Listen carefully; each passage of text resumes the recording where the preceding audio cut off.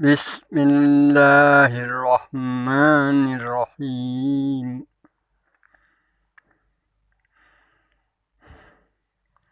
Assalamualaikum warahmatullahi wabarakatuh.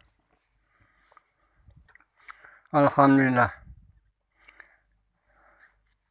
dengan izin-Mu ya Allah, aku dapat membaca ini karena aku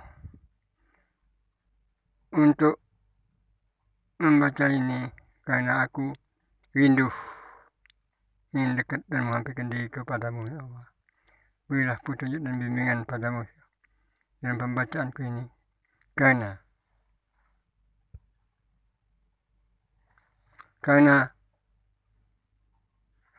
kalau bermanfaat bagi diriku dan juga bagi saudara-saudara siapa saja yang mendengarkan dengan mengikuti, Engkau beri manfaat baginya.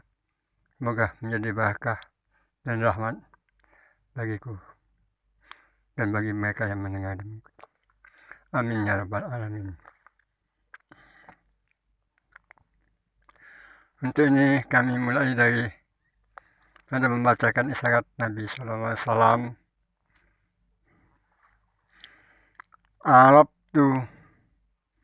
Arabtu Rabbi bi Rabbi, yakni artinya mengenal aku akan Tuhanku dengan Tuhanku. Soal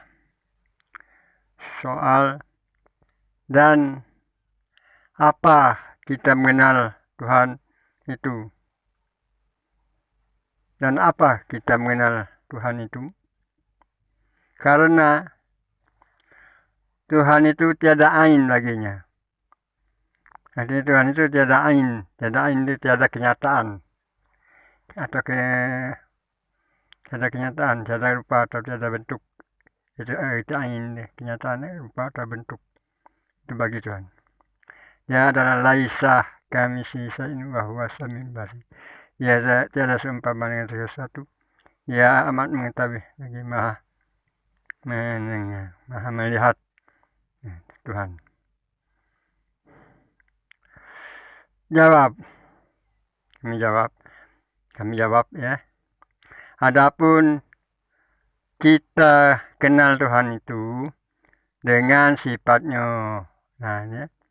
Jadi kita kenal Tuhan itu dengan sifatnya, yakni bekas sifatnya.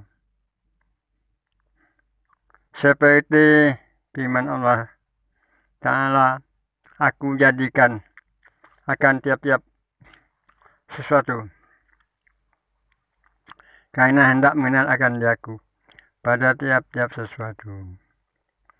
Nah, ini kan sudah jelas dalam firman Allah, aku jadikan akan tiap-tiap sesuatu karena hendak mengenal akan Diaku pada tiap-tiap sesuatu adanya. Jadi tiap sesuatu itu apapun yang ada di alam semesta ini itu namanya sesuatu. Dan sesuatu itu Allah yang menjadikan. Karena hendak mengenal akan Diaku. Nah, jadi Allah jadikan sesuatu itu supaya sesuatu mengenal Allah. Padahal Allah sendiri yang menjadikannya. Nah, itulah namanya kenal aku dengan Tuhanku. Kalau Nabi kita Muhammad SAW itu dijadikan Allah itu langsung daripada nuzatnya. Langsung daripada nuzat Allah itu Nabi kita Muhammad SAW. Itu bukan Nabi kita mengaku arabtu Rabbi bi Rabbi, yang mengenal aku akan Tuhanku dengan Tuhanku. Kalau kita nak mengenal Allah itu kita nak melalui hidayah dulu, hidayah taufik dan ilham, baru dapat terbuka hati kita sehingga kita bisa mengenal Allah. Kita mengenal Allah itu dengan hidayah. Kalau Nabi SAW ya langsung, karena Nabi langsung dengan wahyu Tuhan, wahyu dan juga hadis kursi. Ada wahyu yang melalui malaikat Jibril, ada wahyu yang tidak melalui dari malaikat. Nah, itu kalau Nabi. Kalau kita ini melalui Apa nak melalui wahyu, melalui hadis kursi? Tidak kan? Yang dapat melalui wahyu, dengan wahyu dan hadis kursi itu kan Nabi. Sesuai kalau Nabi dengan Arab tu Rabbi bi Rabbi, mengenal aku akan Tuhanku dengan Tuhanku. Nah, itu. Tapi kalau ada yang berpendapat lain, ya itu terserah urusan yang lain, tidak. Karena kita akan mengikut petunjuk yang datang dari Allah dan Rasulnya. Itu baik yang kita ikuti. Yang lain-lain, yang tidak, ya sudah, untuk apa tidak diikuti. Walaupun macam mananya, lantaklah dia situ. Katanya kurang jelas, kurang tepat, kurang apa, masa bodoh lah dia. Karena Allah yang mengatur pendengaran dia, yang mengatur penglihatannya. Nah itu. Jadi kita juga yang membicarakan, yang nyampaikan juga Allah yang mengatur. Ya, yang jelas atau jelas didengar orang itu Allah yang mengatur. Jadi kita mengenal Tuhan itu dengan sifatnya. Nah, jelaskan di sini. Kita kenal Tuhan itu dengan sifatnya. Nah, bekas sifatnya seperti firman Allah, aku jadikan akan tiap-tiap sesuatu karena hendak mengenal akan Diaku pada tiap-tiap sesuatu. Nah, ini bekas sifatnya. Alam semesta ini kan tercipta, bekas daripada kerja sifat Allah, bekas dari kodrat dan iradat Allah. Nah, itu perlu kita mengkaji sifat 20 itu, jangan tergelincir jauh pemahaman. Ya. Kalau kita tidak memahami sifat 20, ya salah. Kalau kita memahami sifat 20, ngaji sifat 20, pasti ada petunjuk dan bimbingan-bimbingannya. Kan macam sifat 7 sifat itu.